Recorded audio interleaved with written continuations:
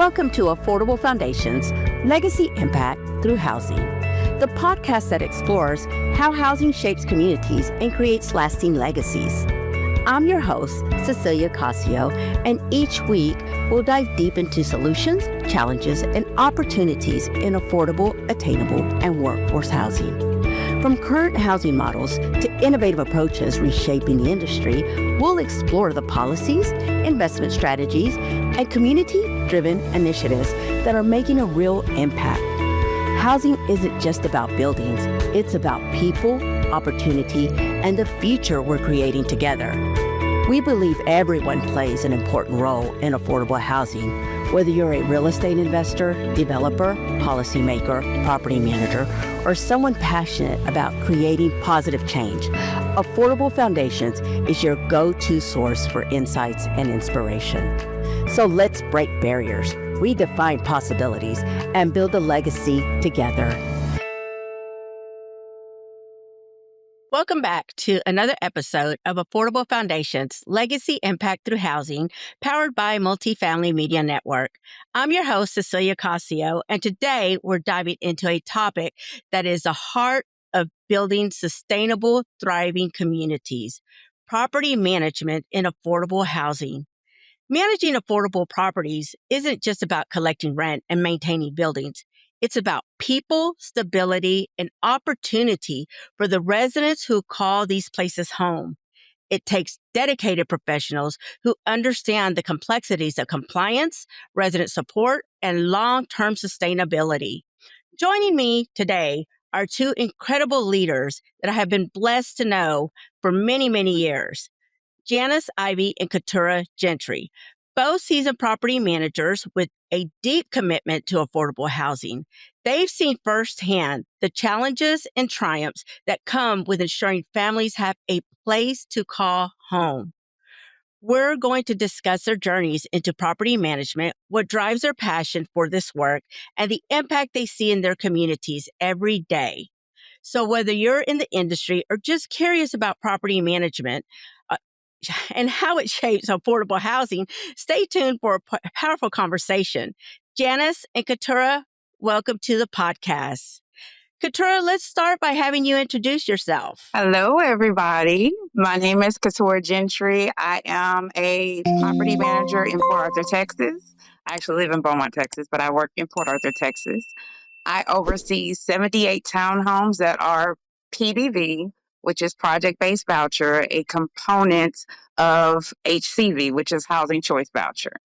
All of my residents are retired and 62 plus years old.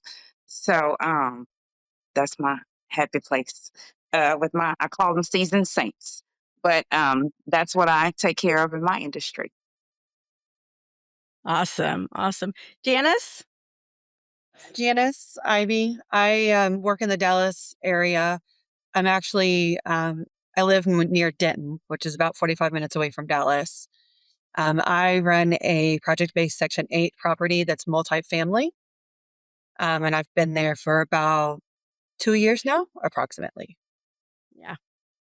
Well, you ladies have a special job, and I say we're really fortunate to have professionals like you, because what you do every day is not easy. And I am so grateful to have been part of the teams that you guys led out there each and every day.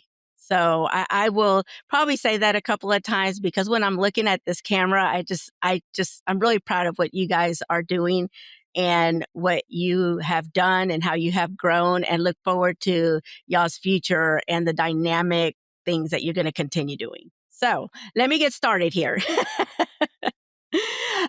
Keturah, tell me a little bit about what a typical day looks like for you as a property manager on your asset. Like, which season you want? You want winter? You want hurricane season? Like, um, it's. I've been at my property. In June it'll be 6 years. So it's it's like a slow boogie. It's like a smooth flowing day because I've structured it to flow. the way I need it to flow. I'm having my morning meeting with my maintenance, so we get a good huddle going. And we know which make readies we need to work on, which is only one. I'm usually at 100%. But we go over what make readies we need. If they need any supplies, they make me a good checklist. I go through HD, make sure that we have enough tools for them to be successful. And then I check all my emails, make sure I don't have to get with housing on anything. I check all my vouchers, make sure they're good to go. Beginning of the month, we're checking rent payments, um, sending out notices, and of course, the myriad of people coming in, vendors, residents, people trying to be prospects, which is unique because my residents are 62 years and older. So for people to be coming, like, hey, because old people don't move like that. So you had to have done something right for people to come seek you out. So that's kind of how my day goes. Awesome. Janice, tell us a little bit about your day. So typically in the morning, of course, it's going to be the morning huddle. Try to figure out what's going to happen during the day. What maintenance challenges are we going to face today? What issues do we need to address? What do we need to order? On the management side, it's, what vacancies are coming up? Who do we need to call up off the waiting list? Um, and then, of course, about midday, there's always notices to go out. Always notices to go out within the property. So we'll do our first walk within the day, going around, checking to see, making sure that there's no trash where the trash doesn't need to be, making sure that the property's upkept properly. And then going back to the office and, any resident concerns that comes up, because there's always one, at least one a day. Of course, there's a resident concern that you have to address and take care of. Um, Anytime if we need to make sure that gates are functioning properly, make sure that we call the right vendor out, and make sure that everything is operating properly. Yeah. Yeah. And people think that this is, as they listen to this, they're like, yeah, well, that's normal stuff. But, if you don't know multifamily, you don't really know that it really takes in the weeds approach, getting out there and talking to your residents, getting out there and walking the property. I think both of these ladies have worked for me in the past, and they understand that you can't manage behind the desk. You have to be out there and answering the phones, approaching the residents as they're walking around, listening to what people are saying. Because as it may seem as simple as saying, well, the trash just get put up. Why do they have to check for trash? Well, you're always checking for trash because the property appearance is an absolute, like, it must always be pristine. It must always be clean. And that doesn't matter if it's a conventional property or a HUD property or a, luxury property or a C property. As property management, you guys work diligently making sure your properties are always clean because clean is clean. There's no in between. Curb appeal makes your regional and your property very. So, Katura, tell me a little bit about, managing affordable housing comes with its own set of challenges. You have a senior asset. What has been your biggest learning curve since you started?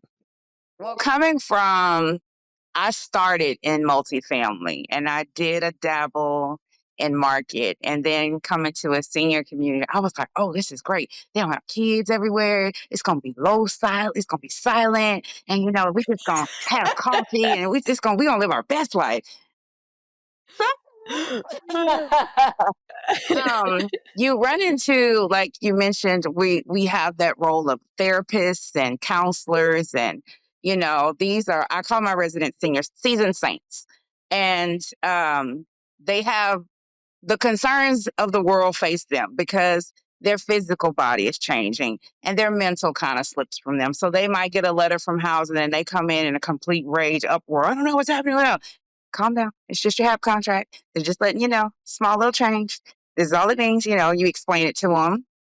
Or if they're having issues with their health and they can't get to a meeting with housing and they don't know how to use the internet and pull up different things. And, we've merged into going into online payments, and that was a lot. If we get to that point, that is the key point. Bringing people that are 62 years and older into the online lifestyle, biggest challenge, biggest challenge.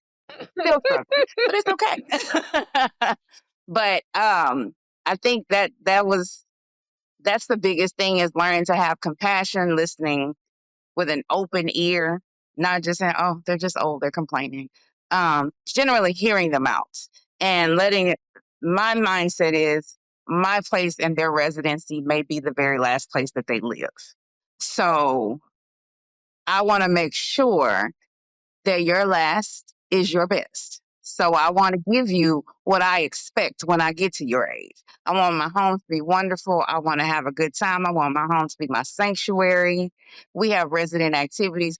My lure doesn't require me to have them, but we have them and we blow out every time. That bingo is nothing. We do painting with twists. We're doing little everything and activities, and every holiday is something. I had a Asian karaoke night, which was amazing. Never expected that type of turnout, but tried it. That's still your mindset. You never know. So just try it. I did, and it was amazing. So you learn different things, and it's so cool because you learn different cultures, and your community comes together, which is great. Because when, like, you have, like you said, a storm or something that's unpreventable, they literally sync together as a community, and it's a great thing to be a part of. So that's my takeaway. Awesome. Janice, how about you? I know managing your asset type, it definitely comes with challenges, and it comes with many, many blessings as well. But what has been your biggest learning curve?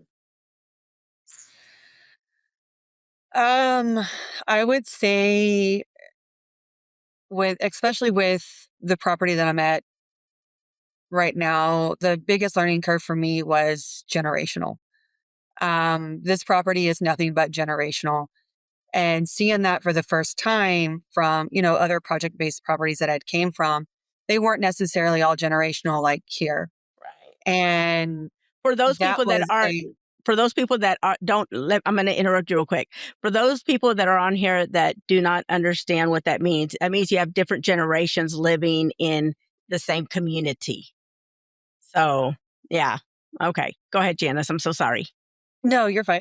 And so with that, I didn't I was, guess, ignorant to it all and seeing that. So changing or trying to help change the perspectives of the younger generation is something that I want to do and the passion that I have for, because I don't want them to think, hey, this is it. This is all I got. I've had people say to me, well, this is all I've got. And I'm like, no, you can do more. You can be more within life. You don't have to stay here. Um, and, bringing up different resources or different things so that we can get the community engaged, so that they know, hey, this isn't all. I've gotten a big person that's helped us is Dallas Police Department. I have really tried in getting them involved within our community. They've actually done a lot of stuff. They used to donate sandwiches a lot. I'd go up to the mailboxes when the kids got out of school. I'd give them sandwiches, chips, water, different things like that. And it recognizes Dallas Police Department to put that in there, that hey, there is good within there. They've also helped with donating food. So we have like a food pantry going on, and we try to get the different generations involved with that to let them know, hey, there's other things out there. And of course, they'll ask me, well, don't you have to have a college degree? And I'm like, no, you don't. I didn't have a college degree when I first started in the industry. And you can go somewhere. Like, you just have to keep going and going and going. Absolutely. And I think what you both brought up is passion for others.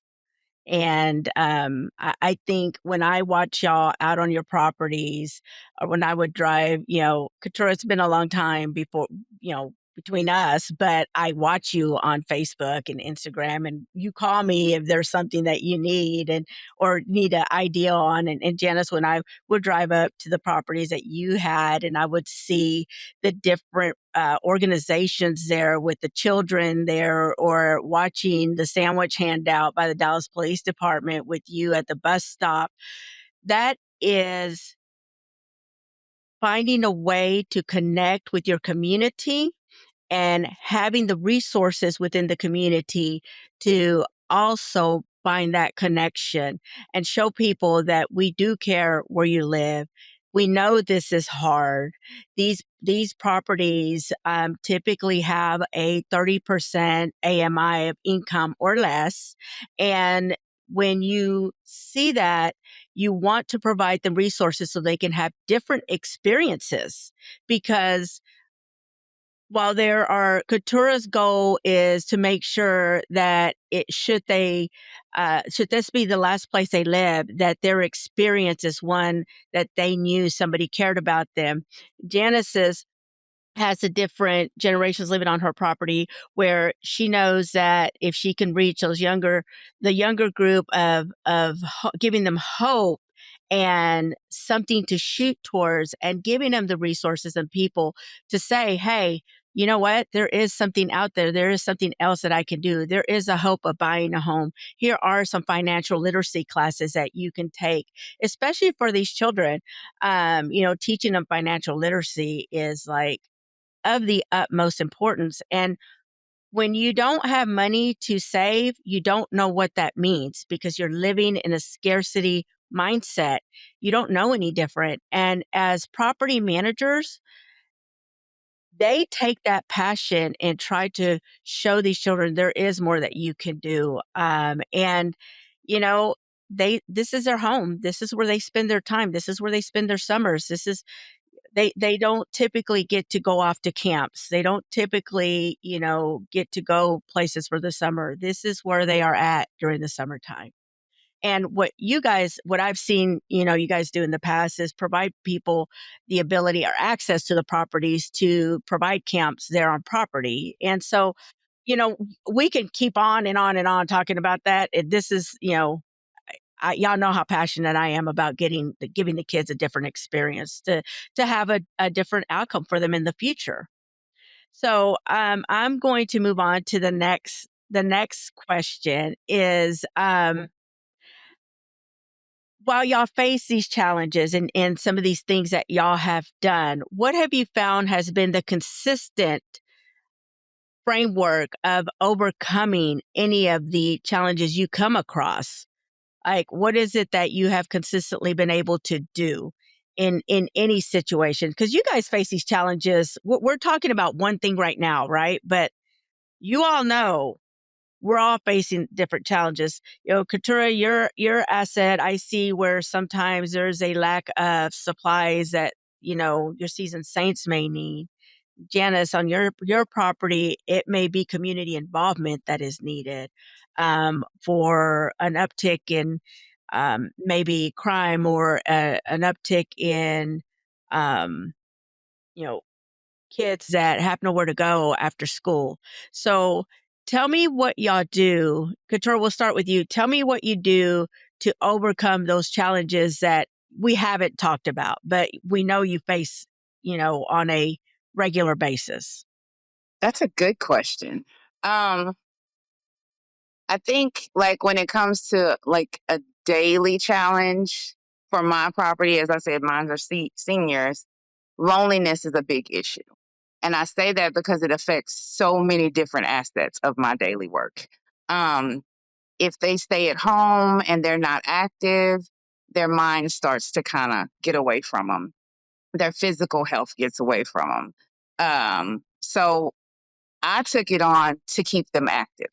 So I always have resident activities, whether we're doing painting, whether we're learning 10 words from a different language or culture for the day, and that language or culture is accessible with like a flag, which I got from my son because I was trying to teach him about different cultures. So when people would travel, I'd have them send me a postcard, and we would make a meal from that place. We would have learned about their flag and a song from there. We would listen to music from there. Well, they liked it, got into it, so we started doing it, and it kind of like tumbleweeded into all these different Mhm. resident activities. And some kind of way, I started cooking for 78 people every holiday.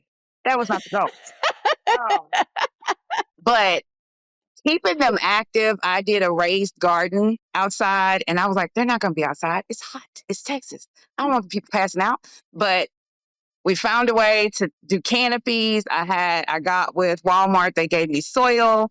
I got with the Texas Land Commission. They had a guy come out and he helped us learn how to cultivate it, even in a dry season, what to actually Wow. put out that would last through a bad heat wave, and how to preserve it and what to grow. And we had little gloves and everything. And I will kill a cactus, but it worked out wonders. And when I started doing this, they kept coming in, because they like to share. They would tell me how their blood pressure is better. Their cardio doctor says they had this great big change. They have brighter faces. So I think it gives them longevity. And that's something that I thought was an issue, because I had this old community that people kind of forget about, but now they're thriving, they're doing better. So that makes it all the better for me, because I'm watching them thrive. I'm watching them be better people. We also had, in an inclusive thing, um, we got with the constable who does a lot of activities in the community. And I was like, well, I want my people to be helped. He was like, well, they're senior citizens. I was like, we can help. Don't cut us out. We got it. So he had Mhm. every year he does this big scholarship fundraiser for young people. Well, we ended up donating to that scholarship fund, and we got a silver medal for it, because we had collected. Which, if they have a very small income, so for them to give to you is truly from the heart, because they really don't have it to give. But we Yep. donated, and we're getting ready to do it again this year. And so bringing the community in and helping with things like that to me is what makes this all amazing. Awesome. Janice, how about you? I know you face some big challenges in managing these. You've had multiple different affordable housing properties throughout the portfolios that you have been involved in. How do you overcome those challenges? I mean, the biggest thing is persistence. I have had to overcome a lot of higher crime properties. And in doing so, I was addressing the behavior, but sometimes, by addressing that behavior, the judges didn't always want to believe the situation. Even though we had it on camera, we had all the information, the judges still were like, I need more. I need more. Like, this isn't enough. And it's like, but those bad apples can hurt your whole community. That sense of community that you want within can be hurt by one or two bad apples, and you don't want that for the community. So you want to be persistent and making sure that you address those behavior issues. Once I started being persistent and continuously, making sure that those bad apples are, you know, having some type of consequence, things started going down. When I first started on the property that I'm at, when I got the calls to service list from Dallas Police Department, you're talking, I was 5 pages long. This past month, when we had our Crime Watch meeting, I was 1 page, 18 Awesome. calls. So, I mean, those are huge things with doing that. But I also have to say, again, we've said it time and time again, passion. I care about what I do. I care about my community. I care about every single one of my residents. And I have ever since I started within, property management. I have been on a senior property, so I know those challenges. I've worked on the project based senior 62 and older property. I've worked on, when it came down to tax credit and different mixed markets, I've worked on a lot of those. But persistence seems to be the main reason I'm able to overcome a lot of challenges. Yeah, I was writing down. It's funny you use that word. overcoming challenges when Couture was talking, overcoming challenges by being persistent, being consistent at using your resources.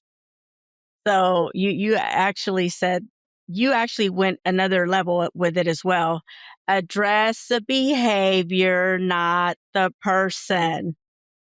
Address the behavior. You have to understand that when you are dealing with behaviors that cause problems on your assets, how you approach the situation will make a big difference. People know when they're having bad behavior. People know when they're breaking the rules. And if you allow it, it will only escalate. So, as property managers, they take, Katura works at a senior property now, but Katura was an assistant at a tax credit property in a very rough area of Beaumont. And, and what works. And when people understand that you mean what you say and you say what you mean because you stick to the lease contract. It's not about favorites. It's not about who we like. It's not about Mrs. Smith because, she doesn't have anybody, or about Mr. Jones because he brings us cupcakes every day. It's about, here are the rules. Here are the policies. Here's what we have to have in order to have a community that serves everyone. This is where people live their lives. This is where they share their special moments. This is where the milestones happen.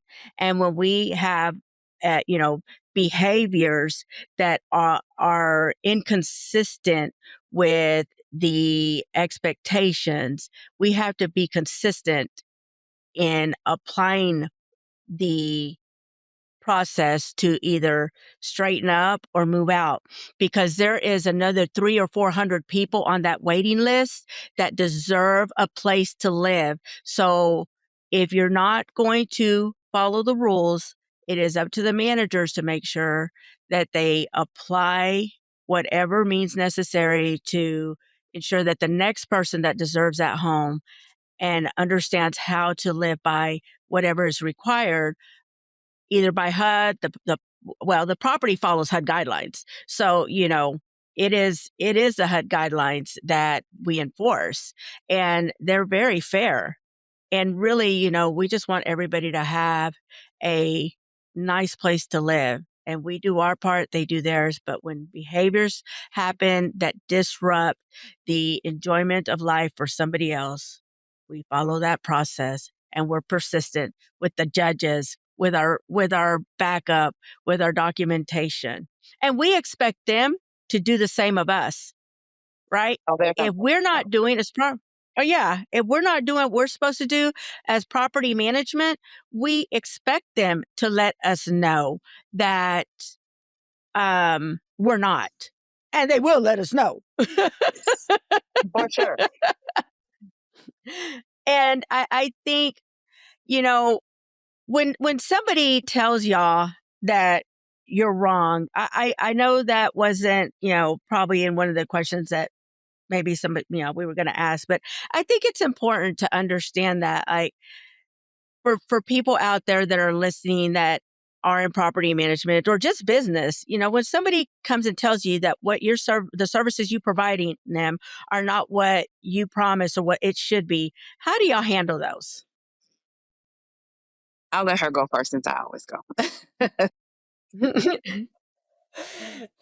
So, I first try to see what the bottom line is, what they're actually saying that we're not treating them with. And sometimes, it could just be a misinformation or miscommunication in those situations. Um, or some people are like, well, I deserve to have a quiet environment. I'm like, okay, yeah, but what's, what's the issue? What is the problem? And they're like, well, my neighbors they're talking, they're talking too loud. And I'm like, okay, well, when is this? Well, just during the day. And I'm like, okay, have you, try to go over there and talk to them? Have you set, different things that they could help with overcoming the issue. Or, if it's something that I'm there for, if I can go over there and listen to see what's going on, sometimes it's just they're not used to living in an apartment and they don't know about the noise and they don't understand the noise. Like, there's going to be noise. I've lived in an apartment. I've lived in them for 5 years. And, I used to live right and smack down in the middle. And that's not fun. You have your above neighbors and your below neighbors that can do a lot. Um, but I've always tried to find a solution with them, or try to figure out what they're actually saying, what it was. Because most of the time, it's not the fact that we're not providing the service, it's the fact that we're not providing the service that they want. They Right. want us to tell them, it's always going to be quiet in an apartment. It's not, you know, or there's not going to be any criminal activity. And it's like, you can't say that because, I live right off the Crime has highway no and address. Crime has no correct. address, you know? Yeah, absolutely. So listening to the key words of Active what they're listening. yeah, active listening. Great term. Active listening. Katura, how about you? I think, like you said, given my lovely Beaumont PC property, um, you learn that you have a core set of rules and values that you have to stand on. And there's moments where you're just going to have to be firm. This is the standard. This is the expectation. We're not wavering. And that's across the board for everybody. You're never going to have the perfect experience. But whenever I do have people come in and complain, even where I currently am, it, my first question to them is, what made you want to move here? And oh, it's a quiet neighborhood. Okay. Oh, it's real clean. Everything seems working. I ain't never heard nothing about y'all on the news. Okay. So there's a reason it's like that. The rules that I implement, that's why it's like that. That's why you chose to be here. Now, if there's a grievance between you and your neighbor behind something, I'm going to tell you, are you sure you want me to get involved? Do you not feel like y'all can handle this together? Because if I handle it, I'm going to handle it. So you tell me what you want to do. 9 times out of 10, they'll work it out amongst themselves because they know I'm not just, y'all older than me. I'm not just go back and forth with y'all. So, but it's a lot of respect. And usually when you ask them that real quick question of, why did you want to move here? And they just start rambling stuff off. And it's like, okay. So those things, all those elements got put in place for a reason. So we're not going to deviate from them. So you're happy, your neighbor's happy, everybody's happy, but you're not going to always get it right. And I think that's your number one learning tool is you're not going to get it right, but you will learn from your experiences if you accept them that way. So I've learned on the curb so many times. I think we all have. Um, Janice, I'm going to ask you first, what kind of impact do you see affordable housing making on the residents in the community?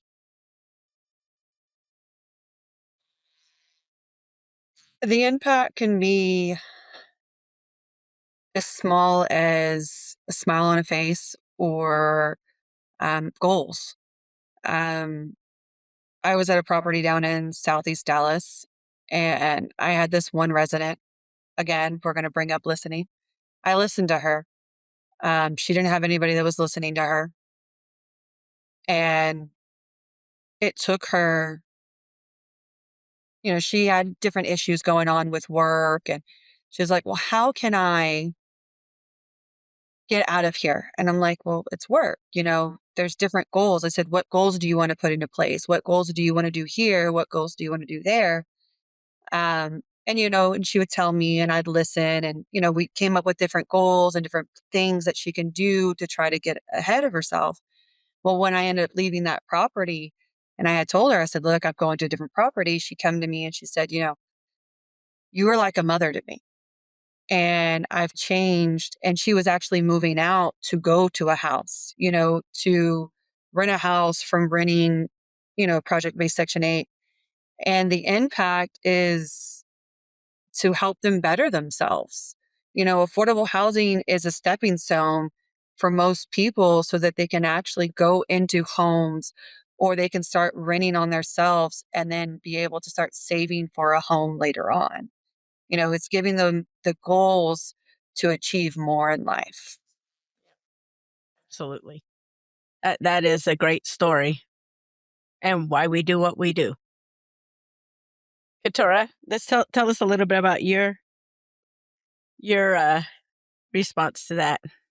Think a positive impact that I see is actually right where I live. I live on a layered property, and um, the benefit is that it's a brand new property, and it's in an incredible neighborhood, a little higher end part of Beaumont. There's so many different amenities, so many different better schools in the area, um, activities for kids, learning facilities and fitness centers, the whole nine. There's all that in the area. Well, with affordable housing being here, they have access to those things. And whereas if they put them in different areas where it's just the norm to think that they would live in a low income, rough neighborhood type area, that's not the case.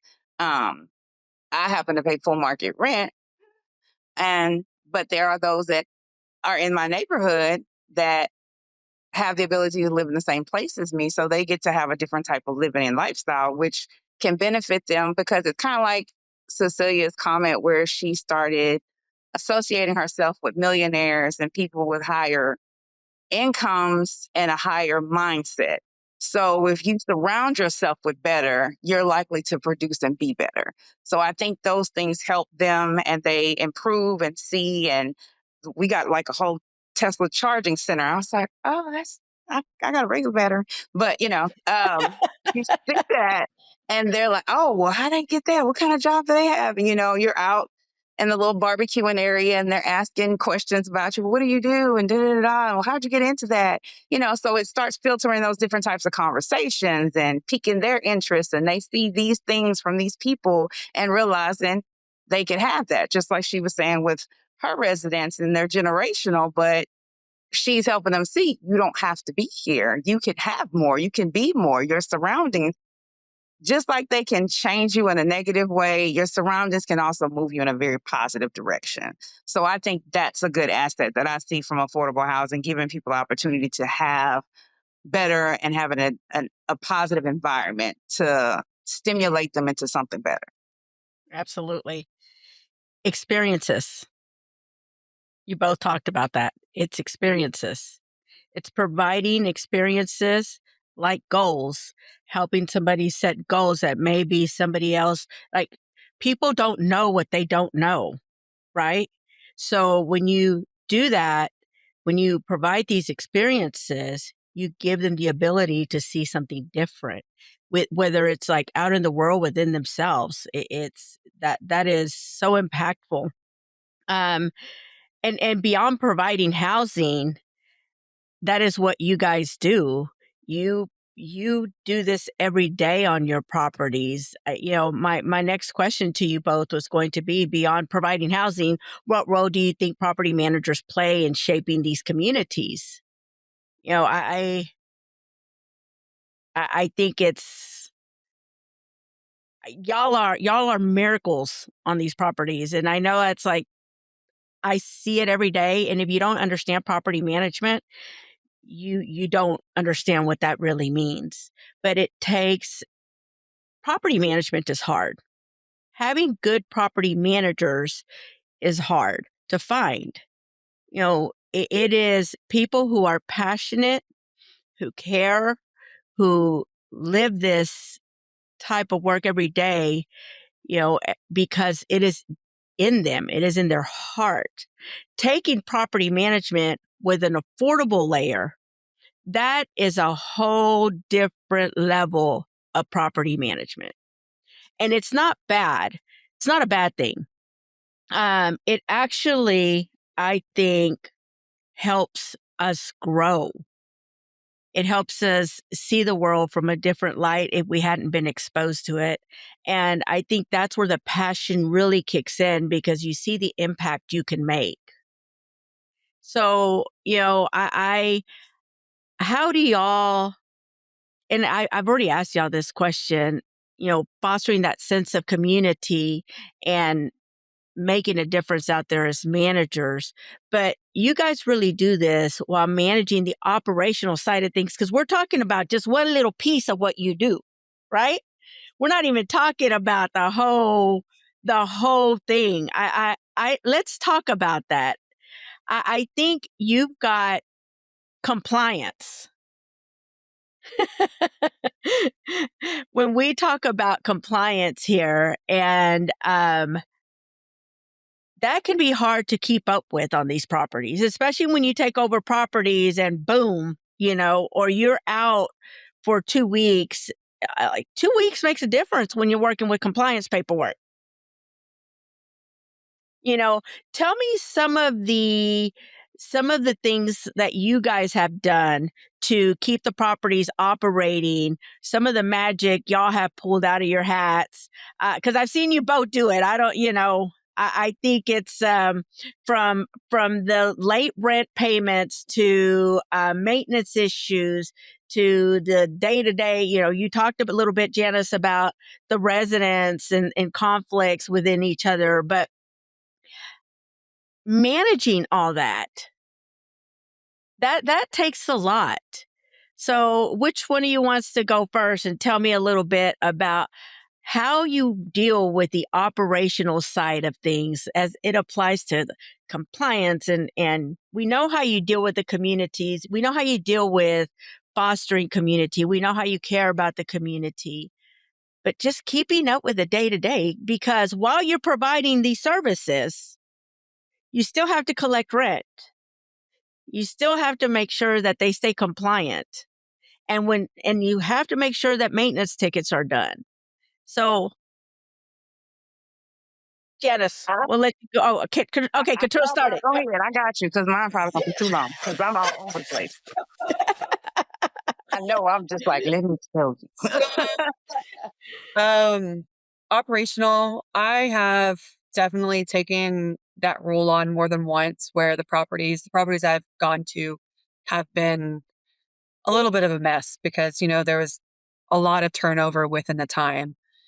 Um, First thing I do is try to figure out what the problem was. What's the biggest issue right then? What do we need to address first? And then write it out. Get a game plan going on. I have a notepad with a handy. It's all about being organized, right? When Mhm. you're coming down to all of that, it's about organizing what is the first problem, what are we going to address first? What are our biggest issues? And let's address this first, and then let's get a game plan to figure out what we're going to do next. Having a good staff into place is going to come into play. With my assistants and some of my leasing agents that I've had, they've helped, get the other issues or problems that we need to achieve under control while I'm over here managing this one. It's delegating to our staff and making sure that we have the right people in place. Um, in staying in compliance, I've always made everything run through me. When it came to move-ins and making sure the paperwork's done, in other property management companies, they do have a compliance department. We have a compliance department, but we approve our own files on site. We do all the paperwork in-house and we approve them on site as managers. And I want to make sure that when I do that, I'm like, hey, give me the paperwork. But it's always tried to lay out like, this is what I need you to do. Leasing, do this, this, and this, then report back to me. Assistant, do this, this, and this, report back to me. And it's not a micromanagement thing. It's what can I help you with now? Do I need to step in? Are you too overwhelmed? Because when your staff gets overwhelmed, things can go downhill real quick. Um, and so it's trying to figure out what I can do as well to help. But organization is going to be the biggest thing in order to complete that. It's organizing your time effectively. Now, we all know being on site in property management that if you plan out your day, it's not always going to go that way, okay? Because there's things that are going to happen. Something could come up that's a dire emergency that you have to take care of over that. And then you just have to restructure your day and kind of go with the flow. Um, it took years to perfect that. I was not a go with the flow type of person at all. I would panic as soon as something would go out of place. And now it's okay, take a deep breath, regroup, let's do this angle, and then we'll come back to this later on. It's just really making sure that you're organized within that so that I still need to get this done, but oh, you know what? It can move to tomorrow. It can move to this. And then with maintenance, making sure that your lead maintenance is delegating the appropriate task out, making sure they're able to do that with the supplies that they need. If they need us to order something, bring us an order checklist, bring us what you need.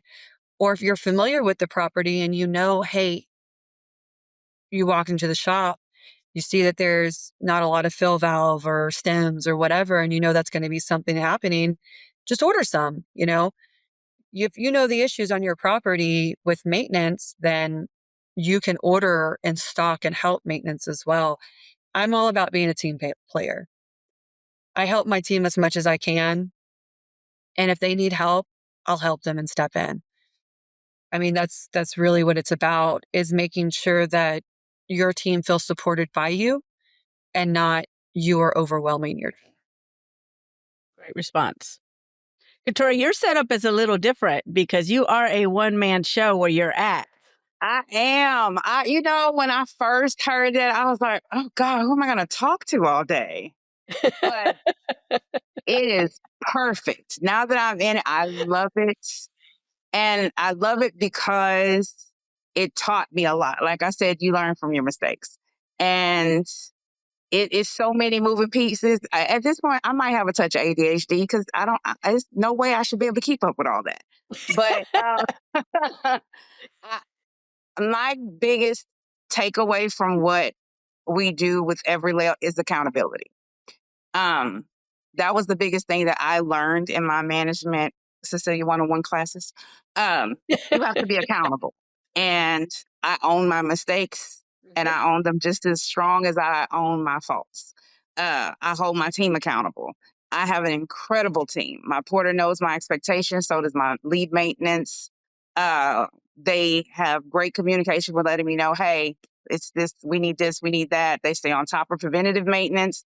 So in the event we do have hurricane season come or some crazy random storm, we're covered because we've taken care. We're not just looking straight forward or looking down whenever we're doing our walks. We're looking at rooftops, making sure our roofs are good, the jacks are okay. If we have any loose shingles, we're going to start working on it now. So we don't get hit hard and have more problems to deal with. And insurance like, hey, you don't have enough damage. We're not covering it. So that's when I come into play with the budget. Let's make sure we have a good cushion on us and a good kitty to cover us in the event something does happen. Also thinking about your appliances. You got that 7 years and then, hey, they're going to start breaking on you. And your hot water heaters, did you put that in the budget? Make sure you have enough to where you can use one and you still have a spare. So you're not waiting in case HD supplier Chadwell's has it on back order.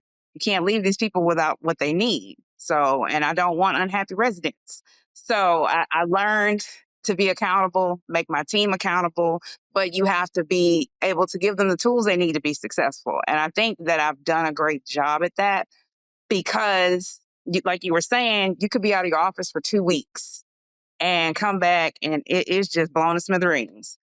I was out of my office for 2.5 months with COVID. Nobody ran my office but me. I couldn't hardly get out of bed, but I would get on the phone with my maintenance every evening. Hey, what's the expectation? What you got? What do you need from me? And he's like, I need you to stop calling. I was like, right, I'll text you. So but he would send me picture updates, let me know what was going on with the property. And he was like, it's good. Everything's taken care of. And the evenings, I would go and post my rents. I would make sure that any inspections that we had coming up, hey, we need to make sure we do a walkthrough. I'd have the notices set up to the side, put these notices out, let them know that you're coming, walk the units, make sure we're good. I send a notice to the residents. If you have a maintenance concern that we have not addressed, let me know. Now, before they started with the company, I was walking all of my units every 90 days. Now they require them to do 20%, but we were always doing it. And that's eyes on the prize because I don't want a random supply. I don't, these are seniors. They have a leaking pipe under their kitchen sink. They're just going to stick a pot under it. No, we're not doing that. So Right. if you're there, you see, you're taking accountability for the situation. You're letting your resident know, hey, you're just as responsible. You knew this was happening. We don't want this to escalate. You have a whole mold problem. Your unit floods out. So just things like that are what you take into consideration when you have so many different things going, whether you're out sick or your maintenance, making sure you have a good team and a good level of communication. Communication really does change things because it gets you far. And they can talk the talk and walk the walk just like I can. I can depend on them with my eyes shut. And my goal with my team was the thing that I have with Cecilia. And I tell her this all the time, it's a joke, but I'm really serious. But I say, I'll work for you for free. That means you're a good supervisor. If I'm coming into work for free. And we got budgets, we got accounting things, we got these state audits coming in, we got these units that are all messed up, and we need these parts, and they're not coming in until like a week after. What's the backup plan? Just thinking of all these things. And I can say my team has came to bat for me in those times. So I think I can give myself a pat on the back for that, and you should give yourself a pat on the back for that because you're still teaching and growing way past your prime. Well, thank you for that. It is, I'm sitting here again watching you both speak, and I like it really, it makes me so proud of the things that you guys do. You really outshine yourselves each and every time. Like I talk to you at one point and then you continue to speak and like I see you, I hear you, and it's like you just grow and grow and grow. And that is amazing because that's what we want for our teams. And you guys, we're talking about affordable housing and we're talking about people out on site. The reality of it is, this is property management with an additional layer of regulations and requirements that have to be met. You hear them talk about inspections and you hear them talk about paperwork and you hear them talk. It's not just rent collections, it is a whole other level of paperwork that is required of these property managers. So it's important that for our listeners to really understand the amount of time that you all put in. It is beyond, and most property managers put on beyond the regular 8 hours. I don't think anybody works 8 hours because you're always on call. You're always listening to this. You're always trying to go another level. And I'm going to ask each of you to give me in a couple of sentences, what advice would you give someone considering a career in affordable housing property management? Because I feel like our affordable pool of people is getting smaller. And it really is a very rewarding profession. It is hard, but it is rewarding. So, what advice would you give someone considering a career in affordable property management? I would ask what they desire out of life. Like, do you want adventure? Are you looking to change lives? Are you looking to motivate or inspire? Are you looking to be inspired? What's your goal? What are your plans? Because with property management, you will never ever be bored. Um, it's change. You learn as you go. I mean, it's an ever changing thing. Just like with Inspire and inspections, and they can change the way, just like the EPA laws just changed. Now we're looking at different situations. I mean, if you're looking for something to maintain your intention, grow you as a person, personally and professionally, if you're looking for something that you just won't be bored and something that's different from what you've been doing, I mean, you could have been working in accounts payable somewhere. That might help you. I mean, you'll know budgeting. You'll be able to get your property together. Like, oh, well, we could do this and switch this over here and save money here, and then we could do this and have these type of activities on the property. Or, oh, well, I noticed that we have this electrical situation going on here. I know a great guy. Are you like a connecting kind of person? Are you like super social? Do you have all these connections? that could get you into compliance. That could get you into being a regional because you know how to multitask with different people. You can grow and get these other people developed into different things because there's so many different levels under you that you could have. You can grow a porter into a maintenance into a lead maintenance supervisor for a region. You can become a regional manager, a VP, president, on your own company. But it just depends on what your passion is. And if you have the go, if you have the excitement, if you have the people skills, and you're not afraid of a couple of burning fires, you're like, oh yeah, this is for you. Come get it. If you thought you were saucy, you thought you could handle some stuff. Come on.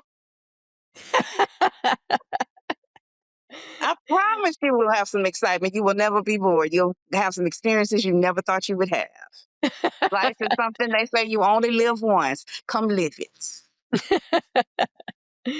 Janice, how about you? What advice would you give? The Everything. biggest advice would be, you have the empathy. Do you have the active listening skills to be here? Um, and can you accept the reward? Sometimes it's hard to accept the reward in different areas when it comes down to affordable housing. Sometimes it's hard to brace the empathy and emphasize with some people on certain matters. And active listening, if you don't know how to listen, job's done for you. You have Yeah. to learn to listen. Um, that's going to be the key factors in it. Property management is super rewarding.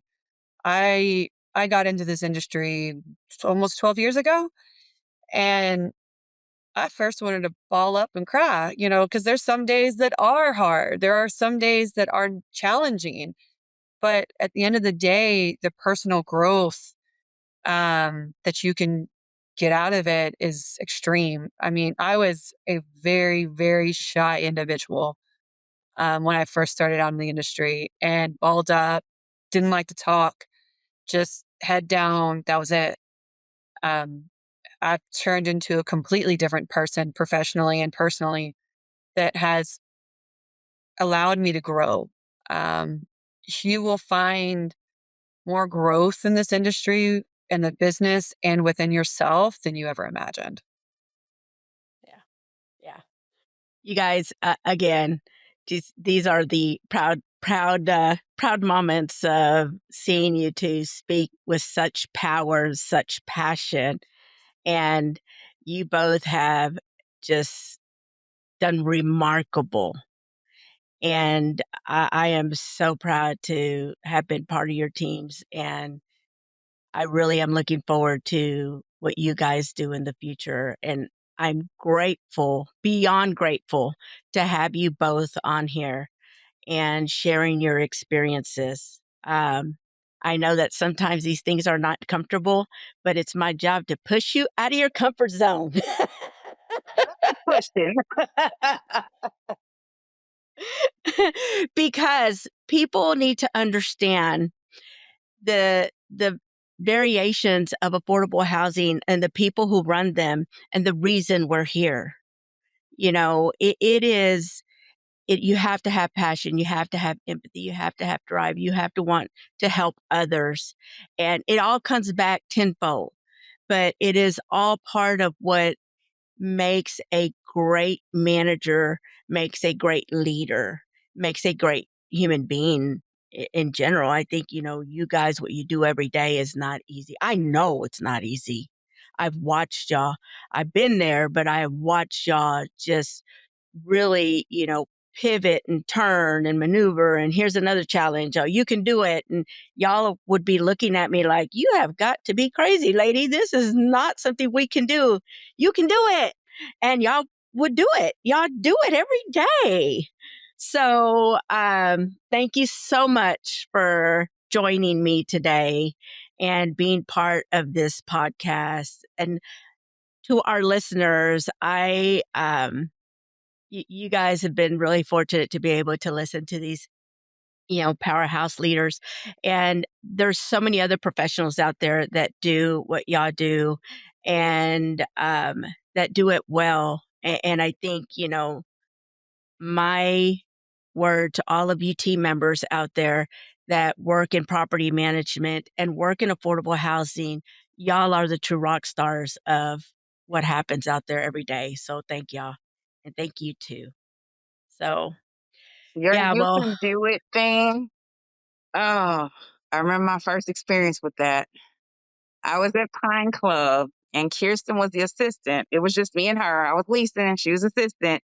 And she went on vacation and we had a state audit coming up. And I was like, "Oh, so you're coming down." And something happened and you couldn't make your, and I was like, "Okay, well, she didn't post this rent." And you're like, "Couture, you could do it." And I'm like, "What? Do what?" And you're like, I have faith in you. I believe in you. You have the skills. You could do it. I'm like, "No, I don't.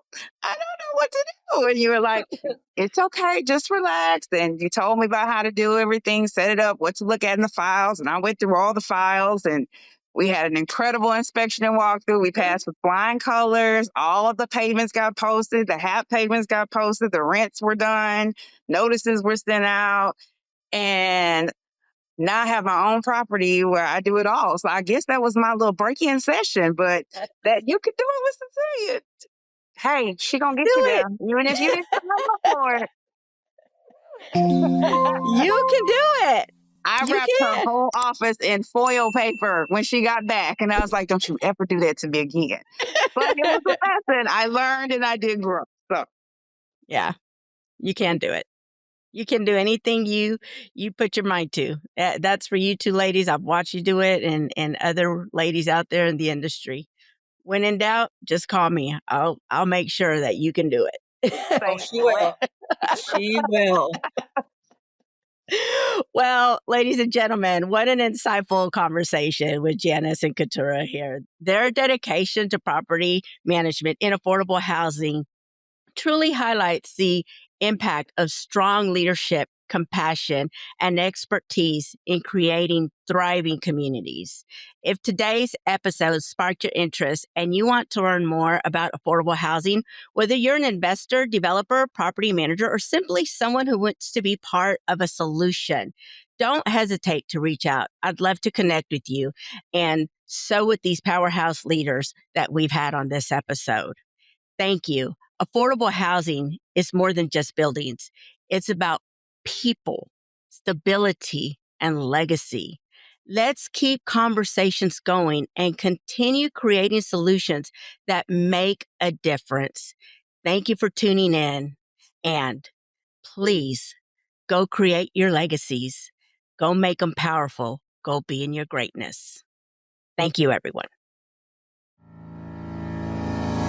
That's a wrap on this episode of Affordable Foundations, Legacy Impact Through Housing. I hope today's conversation sparked new ideas and gave you a fresh perspective on the role we all play in creating sustainable, thriving communities. Affordable housing isn't just about buildings. It's about people, opportunity, and the legacies we leave behind. Every step we take to improve access, challenge stigmas, and drive solutions brings us closer to a future where everyone has a place to call home. Make sure to subscribe to Affordable Foundations on your favorite podcast platform and share this episode with others who are just as passionate about making a difference. Follow us on social media for more insights, updates, and stories from the field.